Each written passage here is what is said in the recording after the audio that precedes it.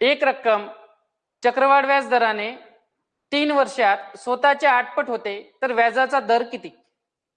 एक रक्कम चक्रवाढ व्याज दराने 3 वर्षात स्वतःच्या 8 पट होते तर व्याजाचा दर किती? ट्राय करा, हा क्वेश्चन सिंपल आहे.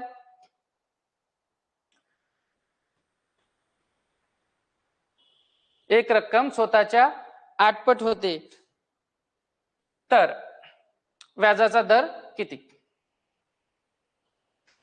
आता याचा मिनिंग समजला का? 8 पट असे शब्द आले, 4 पट, दुप्पट, स्वतःच्या 9/2 पट, इथून समजून जायचं की आपल्याला मुद्दल भेटते, व्याजही मिळते आणि राशी मिळते. एवढ्या गोष्टी आपल्याला इझिली मिळते. मग 8 पट म्हणजे काय? कन्सिडर करू, आपली मुद्दल जर किती असेल? 1 असेल. मुद्दल किती? 1. मग मुद्दल 1 तर आपली रक्कम किती होत आहे? 8 पट.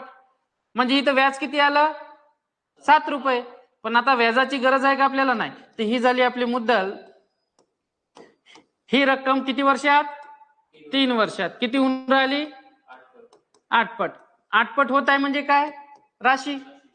म्हणजे राशी दिलेली आहे आपल्याला, आणि मुद्दल आणि राशी दिलेली असेल तर आपण त्याचा दर इझिली काढू शकतो. काय करतो आपण? रेशो घेतो. त्याच्यानंतर चेक करतो भाग जाते का? भाग जाते का? नाही जात. मग आता काय करायचं? घनमूळ. कारण घनमूळ का? कारण 3 वर्ष दिलेलं आहे. मग इथं घनमूळ घेऊ आपण याचा, आणि घनमूळ घेतले बघा, हे घनमूळ आणि इथे सुद्धा घनमूळ. 1 चा घनमूळ 1 आणि 8 चा घनमूळ 2. कितीने रक्कम वाढली? 1 न. कोणाच्या रिस्पेक्ट मध्ये वाढली?